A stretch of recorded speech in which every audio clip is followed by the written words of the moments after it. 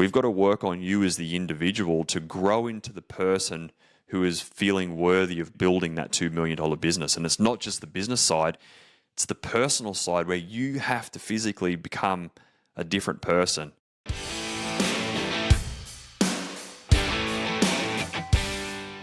G'day everyone, Rob Crop and Dan Stones here from Pravar Group, and welcome back to another episode of The Trade Den.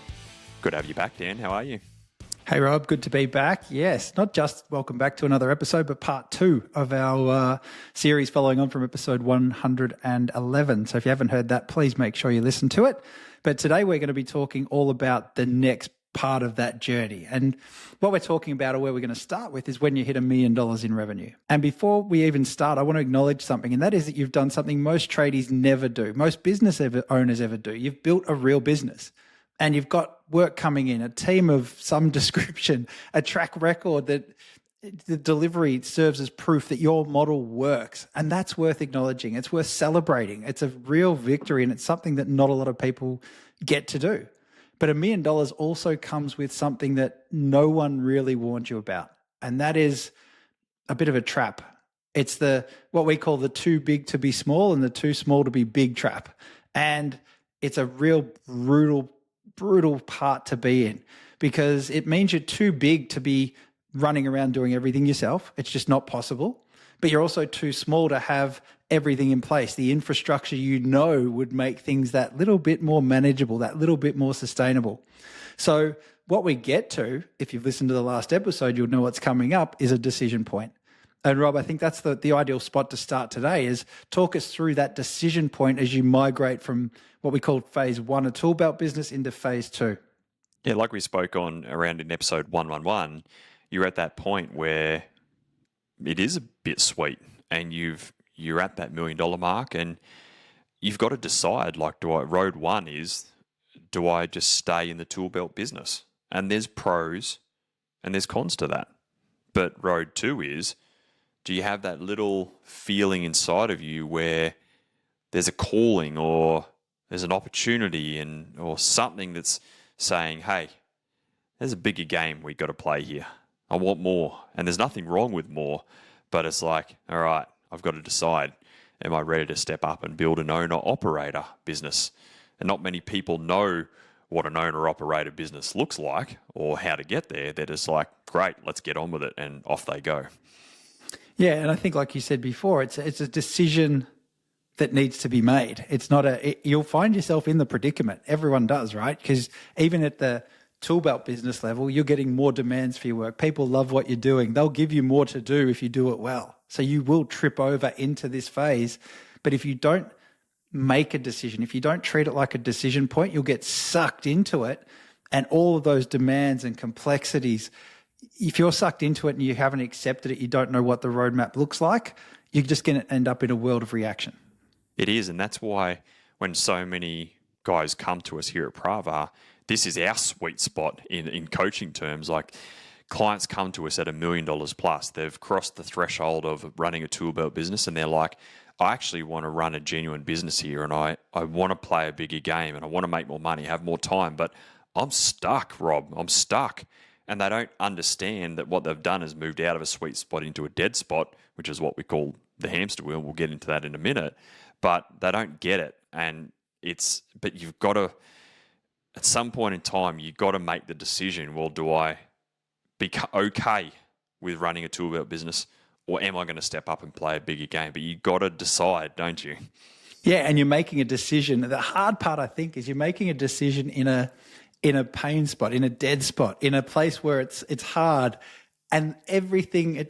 We talk about it being counterintuitive, but everything in you screaming, "Get out of there! Don't do it! Go back! Just live! Just take it easy!" All of those sort of things that we as humans do, but it's hard when you're in that space. But you've got to make that choice consciously, one way or the other. You can't just stay there. You can, but you'll drive yourself mad. And like you said, this dead spot is called the hamster wheel.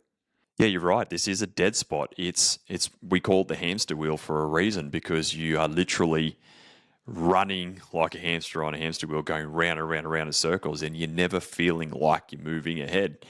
And it's so common for a trades business to hit those 80, 100 grand months and they can't move forward. Like it's almost like there's this invisible barrier that they can't break through. And we'll talk about it today around going back to the big three, but the hamster wheel is real and you've got to make the choice to get off the hamster wheel so you can move forward. Yeah, it comes out. You see it with guys that are exhausted, guys that are always busy. It's tiring. It's like, I can't do much more. And it's not necessarily about doing more. Like we talked about, there's three things that we talk about. We'll come back to them again in a minute. But it's harder to fix because it's not something that just shows up and you can go, right, I'll just put this in place and it's done. It's a journey. It's a phase you must work through. So when we talk about it, for instance, revenue can climb up, but profit stays flat. So you get to that moment where it's like, well, why am I putting team on? It doesn't do anything. It's actually making me worse off. That short-term thinking here is something that really trips people up.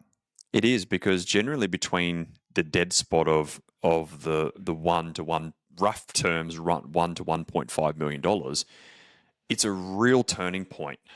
And the turning point is you've got to really shift your mindset to be able to go, and we'll get to identity in a moment. I don't want to talk there. But Don't jump. But it's like you've got to genuinely shift your mindset where what got you here was working your ass off to be able to get the business up out of the ground. And you think like a tradesman, you're trading time for money. But you've got to really shift that mindset of no one's as good as me, saves me time and energy and money. The longer and harder I work, the more money I'll make. Like that's a real mindset that got your business from the Wild West into a tool belt business. That helps you get to there, but it's no longer going to serve you to get to where you want to go. And you've got to really fundamentally break that mindset, don't you? You do. And I think this is the problem because phase two at the start, when you're in the dead spot, you're still in the dead spot when you make that decision. I'm going to go through it, but you're still in it.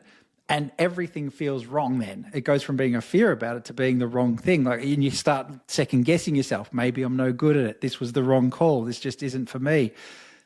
You've made the right call. You've made your decision. It's how you deal with it and what you know about it that comes from there. And I think it's not more effort that gets you through it. Like you said, what got you to here isn't going to get you through the other side. There's really a system and a process for that, and we call it the big three. So again, I think let's dive in, like you said. Let's start with identity and where does it take us in this part of the journey? How does it shift? And if that's the way through it, what do we do about it? If the identity was at a tool belt business was a good operator, now the identity shift that has to happen is to become a great manager. And because what got you here was hard work, grit, determination, grind. What gets you to an owner-operator business is becoming a manager who loves to leverage. Your success comes from the success of your team that you build, not by how many hours you physically work. So your identity shifts from being a problem solver, someone on the tools, working hard with your hands, to all of a sudden now having to manage people and having to deal with people all the time. Like it's a huge shift in an identity that a person has to go through, doesn't it? It's enormous. And it can burn you out doing that, like going into that stage of being a manager. And again, without us pumping our own tires, but this is what we train people to do to help with that identity shift, because unless you do, you've either got to have an endless supply of cash while you make all the mistakes and go through it 8-9 times in a row and do all that sort of stuff, or you do start to learn what the real measures of that are. Like you said, it's not about how much you can do. It's not about how many problems. It's not about how many jobs. It's not about how many hours. It's none of that. It's about the decisions you start to make. It's about how informed your decisions get, because you know the numbers will tell you the story to an extent. So there's ways of operating the business. There's that word comes up straight away, right? The ways of operating the business change from being all arms and legs and you being everywhere to making some decisions. It's the little things like taking your high vis off. It's getting the tools out of your truck. It's the way you show up on a day-to-day basis to run your business. It's the way that you conduct yourself, you carry yourself. It's shifting from mate to manager. Like you can no longer being one of the boys. Like it genuinely takes time, and you can get strategy thrown at you all day long in terms of pricing, management, job costing, job management systems and everything. You can get all that strategy thrown at you, but if fundamentally you don't shift your identity to become a good manager of people, you'll never get there, because what takes you from a sweet spot of a tool belt business at $1 million to through the hamster wheel and into a $2 million plus owner operator business is fundamentally led by your identity has to become a good manager, because you get there through people and systems and structure and strategy, not by you working harder. Yeah. And if you're wondering why we talk about identity, it's how you see yourself in the business. Unless you change how you see yourself and you show up differently as a different version of you, then you're going to be stuck on that hamster wheel. And there's no point, like you said, there's no point going to the strategies, but there's also no point even trying to do the structure. And let's talk structure second. We talked about this in 111 episode, but structure does come second before strategy in this sense. So talk us through the structure of the owner-operator phase. If you're listening to this, it's going to be a little bit hard because I love drawing it out, but it's you've got to think in terms of the way a trades business is hung together from a structure point of view. It's the same structure from when you're running $1 million business to the same way you're running a $5 million business. It's just that at $1 million, you're wearing all the hats. At $5 million, you've hired people to wear all the hats. So the structure stays the same. Now, in that structure, there's you at the top of the tree. So think about a tree. That's you as the CEO or GM. Under that, there's 4 main functions. There's the bookkeeper, the operational admin, there's the sales and estimation, and then project management. So there's 4 main functions. Underneath the PM is your ground crew. So at the owner-operator level, the name of the game is to design and build a really good ground crew so you can get up off the tools and into managing the business. And then eventually you want to be able to hire a good bookkeeper and an operational admin so you can delegate those low value tasks and get more into sales and operations. So a really good, well-structured owner-operator business has a great ground crew and a really good office crew around you. And that's your foundational levels of leverage to drive the business forward. And this is where management comes into it, because you've got to learn a new skill. This is where recruitment comes into it. And not just recruiting a good tradesman who's like, yeah, I see their work, it's great, I want them, or they can do that job. When you go to do office crew, sometimes you're hiring for a role you've never done, one that you suck at. But the recruitment process as part of your new management skills and your identity is what has to kick in. So this is a real life example of how that works through in terms of structure.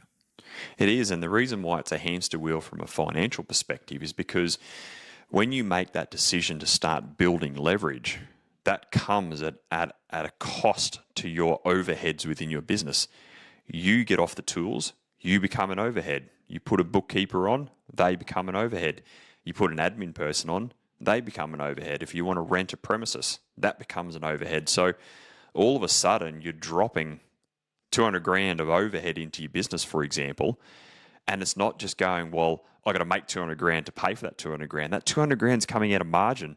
So you might have to make 500 to 600 grand in pure revenue just to be able to pay for this overhead in your business. And that's why during this phase, it's not about making more profit. It's about reinvesting it back into the business to make more, to buy back your time and make more leverage. That's what you're doing in this dead spot in the hamster wheel. Yeah, such a good point. I think this also then feeds in. It's like, well, Rob, hang on, I think I can see a better way of doing this. This sounds a bit fancy. This sort of sounds a bit like what if I saved money? I just won't get the structure. This is like, I don't need to be corporate. It's not, you're sort of just making this harder than it needs to be. We've always made good. I'll just get through it and we'll keep moving forward. You will get to the point where I've got a client at the moment. He's been on the journey in our launch program. His name's Chris. He runs a decking business, and he was doing high ones. He was working 80-hour weeks, and that's what happens when you don't have structure, because you're on the tools during the day and you're sitting in front of the laptop at night, and that's because you are holding on tight because you think the longer and harder you work, the more money you make, and no one can do it as good as you, and it saves you money if you don't hire them. It's true, you might make a bit of money, but it comes at a cost. And that cost is your time and the impact on your family. So when you realize that you have the ability to, yes, bring some overhead into the business, it's about reinvesting back in and buying back that time, A, to give you a better quality of life, but B, that's what propels you forward. And that's what Chris has done in the last 6 months. fixed his ground crew, get some office crew in, bang, he is taken off like there's no tomorrow at the moment. Yeah, so he's worked on structure. Now, as we go through, it's the big three. And remember, we talked about this in 111. You can't just do one and think that's tick that box, let's keep moving. You've got to move all three together and in the right order and at the right time. So we've got one left, which is strategy. And we know that at this level, I think the primary lever, you'd agree, is that people are the primary lever, but there's some things that go along with that. Definitely. At this point, there's the soft skills around management. You've got to be able to manage, because when you're on the job, you can be the one driving productivity and driving the job forward. But now you've got to drive productivity in the job forward without you physically having to be there. So it's unlocking productivity without being in person. So they're all the soft skills you've got to do. But in the business, it's now you've got to really wrap your head around your numbers. You've got to get some good job management systems in. You've got to get some fundamental operating systems. You got to really dial in your pricing, because you got to price for your team to do it, not for you to do it. So if you try and grow through this phase without knowing your numbers, you will grow broke. It gets out of control very quickly. So yeah, pricing, people, job management systems, structure, those types of systems, they're the types of things you've got to really work on in this phase to build a very, very solid owner-operator business. Yeah, and if you're entering into that phase, if you're coming out of phase one into phase two, that's your decision point. Are you willing to invest in all those things you just outlined? If you're not willing to do it, you don't want to do it, don't do it, because otherwise you'll enter into the hamster wheel and you'll never be able to get off. So don't shy away from the conscious decision to do it. But now you know what that decision involves. Hopefully you can make that choice a lot easier. So that was the dead spot that we talked about. But let's talk through now the sweet spot. So it's not all hamster wheel and doom and gloom. There is a sweet spot that you can get to once you move through the dead spot in an owner-operator business. Yeah, our definition of an owner-operator business is you're around that $2 million plus revenue run rate. You're predominantly off the tools. You've got a really good ground crew around you with on-site management through a good leading hand or so. You've got good understandings of the fundamentals of your numbers. You've got good office crew around you in terms of admin and bookkeeper. You've got good awareness around the fundamentals of your numbers and your pricing. And you've got the time and the resources and the headspace to be able to focus on driving the business forward and filling your pipeline to keep cracking on if you choose to. But on the personal side, life becomes great at this point. Like, you get to reclaim your nights. You get to reclaim your weekends. You get to take your kids to school in the morning because you don't have to physically be on the tools if that's what you choose. You can go away on a week's holiday or go camping on a long weekend because the boys are working on site and the office crew are doing what they need to in the office. So, yeah, it's hard to get through to that point, and it generally takes 1 to 2 years through coaching, we find. But once you get there, life is so much better on the other side, that's for sure. It really is. And I think that's the key. It's no longer a survival sort of phase of the business. And at that $2 million mark, the owner, you've done the identity shift, you've done some structure work, you've done some strategy. Things start to feel different. And it's not that it, like you just rattled off a really good definition of it, but it doesn't, it sort of sneaks up on you a bit as you exit that mode. It's sort of like, I got to have a weekend. I got to have time away for just one long weekend with my partner or whatever it is. It's those sort of little things that you start to notice, and the business doesn't implode the second you walk away from it. So it doesn't mean you step away, but you step up at that point. But it's those little moments that sort of give you a sense of, hey, this is good. I like this. This is way better than being in the hamster wheel. And I've got a chance of not having to be on the tools all the time. It is. And in coaching in Pravar, like we've got a whole program designed to deliver on this promise of an owner-operator business. It takes 1 to 2 years to be able to get there, but how we do it at Pravar is this is where we've got to work on the soft side of things, which is more, I say this a little, we're being wary because some people may not like the term of life coaching, but this is where hard-nosed business coaching has to blend in with the soft skills of some life coaching, because when you are on the tools, you can have a few beers in the afternoon. You can eat shit food during the day because you're physically doing what you need to get done. But in this phase now, you've got to change your relationship with alcohol. You got to start going to the gym because you don't physically look after yourself on site. So in this phase here, this is why coaching for us is so big around identity and beliefs and habits and everything, because We've got to work on you as the individual to grow into the person who is feeling worthy of building that $2 million business. And it's not just the business side, it's the personal side where you have to physically become a different person. And it's all the other health and well-being things that you've got to address. Otherwise, the things that used to work for you when you're on the tours will now work against you if you hold on to those bad habits. So it's a real power play in coaching at Pravar, isn't it? It is, and it's not about adding. And I think that's the thing as we go through these phases. You think, well, I did phase one, I'm going to add more to get to phase two. I'm going to add more to get to phase three. But what you're outlining there is you have to, and I know you've said this before, but you've got to almost shed versions and layers. It's what you get rid of just as much as what you add in as you go through these phases. It shouldn't feel heavier. It should feel different. It's a different mode of operating as opposed to just more shit that I've got to get through. Yeah, and I use that example of Chris before. Like he's just taken his wife and his kids caravanning for a long weekend. Like that's the first time he's had his caravan sitting there for a long time that he's barely even touched. Like he's out of his home office and into an office. He's built his ground crew. He's got his office crew underway. He's dialing in his pricing, and now he's got time at nights and weekends to spend with his family. It's like, and that's 6 months. Like that's a huge transformation in 6 months, and he's feeling more positive about his business and life than ever, even to the point where he's turning work away at the moment because he's had that time to focus on sales, and he just can't get to it because he's in that growth phase. So it's it's a really exciting phase in business, I believe, in this owner-operator phase. It makes it worthwhile, doesn't it? It really does. And it almost breeds itself into the next problem you get, right? Because if you're successful, like we said in Tool Belt Business, you will end up at this decision point to get into this next phase of owner-operator. Your success will drag you there. The question is, do you decide to get there? Same thing with this phase, right? Owner-operator business does really well. You're going to be inundated with work because you're really good at what you do. Your team's great. Everything's humming. It's perfect. But there is a tipping point, and that's where you need to make your next decision point. I'm not going to jump into it, but that's probably where you get to as you move through these phases. You'll get sucked up into the next level, but whether or not you get sucked into it or you choose it is the real kicker to this whole thing. It is. It's another decision point, and we're going to address that on our third and final part of this series.